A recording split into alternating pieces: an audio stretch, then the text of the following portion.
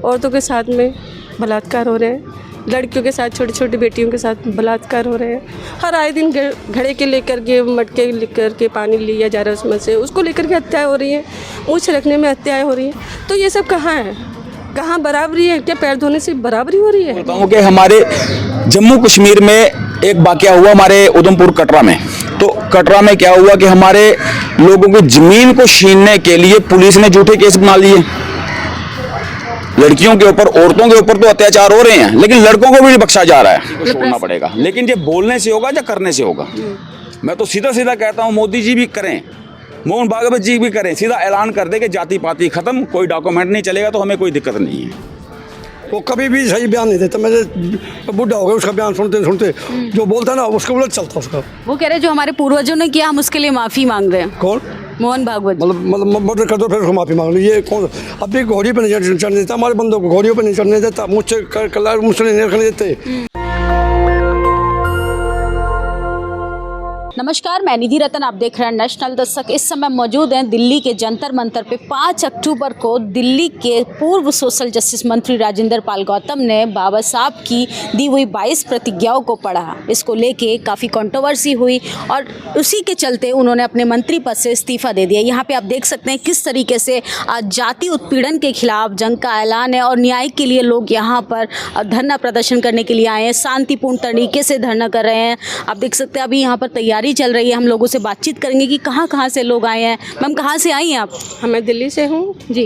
क्यों एकजुट हुए हैं आप? हमारे देश की जो न्याय व्यवस्था है, लगता है कि अब पहले जैसी नहीं रही है।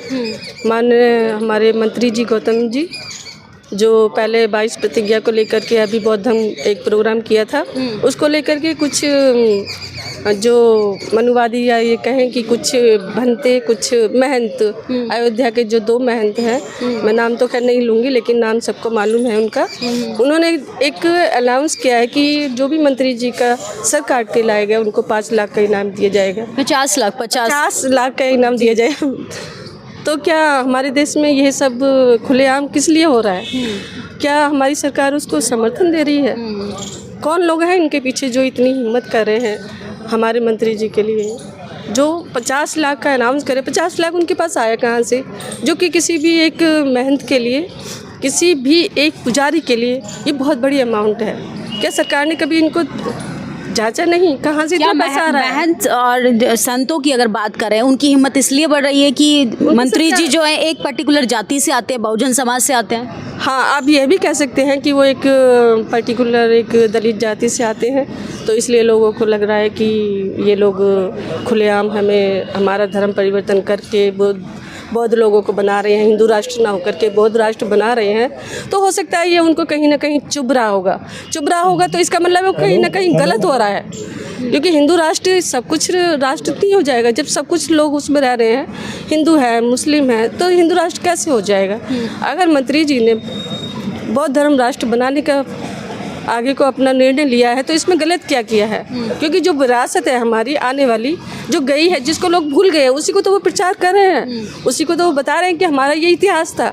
जबकि हमारा इतिहास कौन बताता है? ना तो सरकार के पास में हमारा इतिहास है, ना ही हमारे मुख्यमंत्री जी के पास इतिहास है, और ना ही हमारे समाज के जो लोग हैं, दलित जो लोग कहते हैं। मोदी जी तो अपने आप को दलित हितैषी मानते हैं, पैरों राजनीति मुद्दा पैर धो रहे हैं, उनके साथ खाना खाते हैं। लेकिन अगर ऐसा है, सच में उनके दिल में ऐसा है कि सबके लिए सम्मान है, तो फिर ये सब औरतों के साथ में बलात्कार हो रहे हैं, लड़कियों के साथ, छोटी छोटी बेटियों के साथ बलात्कार हो रहे हैं। हर आए दिन घड़े के लेकर के, मटके लेकर के पानी लिया जा रहा है, उसमें से उसको लेकर के हत्याएं हो रही हैं, मुँह छिड़कने में हत्याएं हो रही हैं। तो ये सब कहाँ है? कहाँ बराबरी है? क्या पैर धोने से बराबरी हो रही है? बताइए, कहाँ न्याय हो रहा है? कहीं भी न्याय नहीं हो रहा। तो ये क्या कह सकते हैं? हम एक राजनीति स्टंट कह सकते हैं इसको। देखिए, आज़ादी का 75वां महाउत्सव हमारे देश में मनाया जाता है, लेकिन आज भी मटके का पानी छूने पे लोगों की हत्याएं हो रही हैं, घोड़ी चढ़ने पे हत्या हो रही हैं। हम और लोगों से बातचीत करेंगे। सर, कैसे देखते हैं आप जाति उत्पीड़न को? देखिए, पूरे देश में जाति उत्पीड़न हो रहा है। ये आज का नहीं बल्कि 3-4 हज़ार साल से कंटिन्यू हमारे लोगों के ऊपर अत्याचार हो रहे हैं, जगह जगह हो रहे हैं। मैं जम्मू कश्मीर से उधमपुर डिस्ट्रिक्ट से आया हूँ। वहाँ भी ऐसी प्रताड़ना हमारे लोगों को सहनी पड़ रही है। 4000 साल पहले जब शुंग शासन आया था तो शुंग शासन में हमारे लोगों से प्रॉपर्टी रखने का अधिकार छीन लिया गया। हमारी औरतें, माताएं, बहनें, उनसे कपड़े पहनने का अधिकार छीन लिया गया। तो आज अंग्रेज़ों के बाद कुछ कानून ऐसे बने थे जहां हमें प्रॉपर्टी रखने का अधिकार मिला, लेकिन आज अगर हमें 100 वर्ष भी नहीं हुए कि हमें प्रॉपर्टी रखने का अधिकार मिला और आज हमारी प्रॉपर्टियों को छीना जा रहा है। जिसमें मैं सीधा बोलता हूं कि हमारे जम्मू कश्मीर में एक वाक़या हुआ हमारे उधमपुर कटरा में। तो कटरा में क्या हुआ कि हमारे लोगों की ज़मीन को छीनने के लिए पुलिस ने झूठे केस बना लिए। लड़कियों के ऊपर, औरतों के ऊपर तो अत्याचार हो रहे हैं, लेकिन लड़कों को भी नहीं बख्शा जा रहा है। मतलब प्रशासन भी आप लोगों की नहीं सुन रही है? नहीं सुनता है, नहीं सुन रहा है। तो हम कहाँ जाएंगे? इसलिए अभी पूरे भारत में जितना भी बहुजन समाज है उसको एकत्रित होना होगा और अपना जो हमारी पूर्वजों की विरासत है उधर जाना होगा हमें। जब हम सारे इकट्ठे होकर बाहर जाएंगे तो ऑटोमेटिकली जो प्रशासन के ऊपर अभी काबिज हैं लोग, वो उसको नहीं संभाल पा रहे हैं, क्योंकि उनका तो एक ही उद्देश्य है कि जैसे मर्जी लूटो देश को। लेकिन हमारा देश है, हम लोग इस पीड़ा को समझते हैं, हमारा घर है, हमारे माँ बाप हैं, हमारी जो विरासत है, हमारे पूर्वजों की विरासत है, उसको कैसे संभालना है। तो अच्छा, कश्मीर में आप बताइए कि शेड्यूल कास्ट की क्या स्थिति है? मेन स्ट्रीम मीडिया तो दिखाती है कि कश्मीरी जो पंडित हैं उनके ऊपर बहुत ज़्यादा अत्याचार हो रहा है, उनके ऊपर इस तरीके से टॉर्चर हो रहा है, तरह तरीके से फिल्मों के ज़रिए उनकी दशा दिखाई जाती है। देखिए, कश्मीर में क्या है कि अत्याचार तो हो रहे हैं, लेकिन इतने भी नहीं हैं कि हद से ज़्यादा अत्याचार हो रहे हों। लेकिन ये सरकारी तंत्र ने सोचना चाहिए कैसे उनको प्रोटेक्शन करना है। एक तरफ से हमारा कश्मीरी जो है, कश्मीरी भाई जो कश्मीरी पंडित है, उनको बाउंड किया जाता है कि कश्मीर में ही आप नौकरी करें, और उधर से आतंकवादी हमले भी उनके ऊपर होते हैं। तो जो सरकार का जो बात है, तो पॉलिटिकल में बात नहीं करूँगा, मैंने समाज की बात करूँगा। जी, क्या क्या क्या कहेंगे? घोड़ी पे चढ़ने नहीं दिया जाता आपके समाज को, पानी पीने पे हत्या हो रही है, आखिर कब तक? आपके मंत्री पद से मंत्री पद ले लिया गया। मंत्री जी को, हाँ, मंत्री जी का पद नहीं छीनना चाहिए था। चलो, इन्होंने इस्तीफा दे दिया तो इसके ऊपर मैं ज़्यादा टिप्पणी नहीं करूँगा। लेकिन ये बात ज़रूर है कि हमारे समाज को एकत्रित होकर अपनी ज़्यादा से ज़्यादा संख्या में अगर हम इकट्ठे होते हैं तो हमारी जो 85-90% की हमारी संख्या है, तो भारत जो है हमारे दलितों का है, हमारे बहुजनों का है। तो हम इसलिए इकट्ठे हुए हैं सारे। तो जो मंत्री के ऊपर जो जिस तरीके से बाबाओं ने कटाक्ष किया है, उनका गला काटने की बात की है, उनकी जीवा काटने की बात की है, तो जो शुंग शासन में होता था, जैसे हमारे बौद्ध लोग होते थे, तो उनकी गर्दनें काट के लाओ। जो बाबा का कह रहा है कि आपने उनकी भावनाएं आहत की। मंत्री जी ने 22 प्रतिज्ञाएं पढ़ी, उसमें हिंदू देवी देवताओं का अपमान हुआ है। ऐसा कुछ नहीं है। देखिए, मैं आपको नहीं मानता हूँ, वो एक अलग बात है, कोई गाली तो नहीं थी। हमारे लिए सारे धर्म अपनी अपनी जगह सही हैं।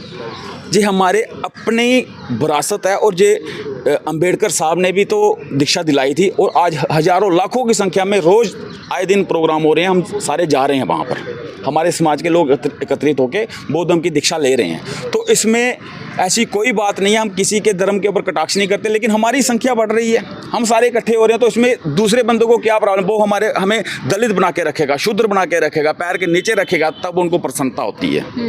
लेकिन अगर हम सारे इकट्ठे होते हैं तो अब उनको लगता है कि नहीं हमारी। लेकिन अब तो सरकार कह रही है हिंदू राष्ट्र में आप हिंदू बनिए, साथ बैठकर खाना खा रहे हैं मोदी जी। तो आप जात पात का कालम ही खत्म कर दीजिए, हमें कोई दिक्कत नहीं है। आप जात पात का कालम, मोहन भागवत जी ने भी बोला था कि अब जाति बाती को छोड़ना पड़ेगा, लेकिन ये बोलने से होगा या करने से होगा। मैं तो सीधा सीधा कहता हूँ, मोदी जी भी करें, मोहन भागवत जी भी करें, सीधा ऐलान कर दे कि जाति पाति खत्म, कोई डॉक्यूमेंट नहीं चलेगा, तो हमें कोई दिक्कत नहीं है, लेकिन पहल करनी पड़ेगी। क्या कहेंगे जातिवाद पर आप? मैं ये कहूँगा जातिवाद पे, पर जो मंदिर में पैसे इकट्ठा हो रहे हैं उनको बंटवारा कर दो, ज़मीन जो ले रखे हैं ना जी उनका बंटवारा कर दो। उसके बाद में हमारे को जितना रखना चाहो रख, लेकिन इनका बंटवारा जरूर होना चाहिए, 2 जगह। मतलब मोदी जी की बात से आप खुश नहीं है? मोदी जी नहीं खुश हूँ, मोदी जी बहुत अच्छे प्रधानमंत्री, लेकिन इसमें मोदी जी की पेश नहीं चली, या कैसे क्या वो करना नहीं चाहते। अभी उन्होंने बताया मोहन भागवत जी कह रहे जातिवाद खत्म होना चाहिए। मोहन भागवत तो जी झूठ बोले, उल्टा चलता है हमेशा। बहुत जो बोलता है ना उल्टा चलता है, वो कभी भी सही बयान नहीं देता। मैं बुढ़ा हो गया, उसका बयान सुनते जो बोलता है ना उसका उलट चलता उसका। वो कह रहे जो हमारे पूर्वजों ने किया हम उसके लिए माफ़ी मांग रहे हैं। कौन? मोहन भागवत। मतलब मर्डर कर दो फिर उसको माफ़ी मांग लो, ये कौन? अब भी घोड़ी पर नहीं चढ़ने देता, हमारे बंदों को घोड़ियों पर नहीं चढ़ने देता, मुझसे नहीं रखने देते, तो उसके लिए हमें बेनिफिट ना चाहिए। लेकिन आरक्षण नहीं चाहिए। जब तक हमारी ये छुआछूत नहीं मिटेगी तो हमें आरक्षण तो मतलब रहना देना ही पड़ेगा। ये मोदी की मजबूर लगा लो, नहीं तो हम कट के मर जाए। लेकिन बाबा तो आपके मंत्री को धमकी दे रहे हैं। नहीं, मंत्री धमकी नहीं दे रहा, अपना हक मांग रहा हूँ। हक मांगे तो मेरा अधिकार है, मैं बुजुर्ग आदमी, मैं बोल रही हूँ, मर जाऊँ तो मेरे पीछे कौन मांगेगा? अच्छा हाँ, मैं कह के जाऊँ अपने, मैं मर जाऊँ तो कोई कम नहीं है। मुझे समाज में अधिकार चाहिए, किस लिए? अगर हमारे कुछ भी नहीं है, हमारे पास कोई धंधा नहीं, कोई पानी नहीं, कोई नौकरी नहीं, कोई पैसा नहीं, कहाँ जाए आप बताइए? मैं मोदी से प्रार्थना करता हूँ। जिसको सरकार को आप वोट दिए उससे अपनी हिस्सेदारी मांगी है। कौन तो हिस्सेदारी ना हमारे कौन सुनता है जी? कोई नहीं सुनता, गरीबों की कोई सुनता ही नहीं। हिस्सेदार वाले पहले लेने वाले घने एजेंट बैठा रखे हैं सरकार ने, बहुत मोटे। मोदी जी तो कह रहे हैं कि हम फ्री राशन दे रहे हैं। बहन जी ऐसा है, बताऊं सच्चाई, दल्ले बांध रखे, मनमावन तोड़ ले से 1-1 करोड़ रुपया दे देते हैं और हमारा नंबर तो आवा ही ना।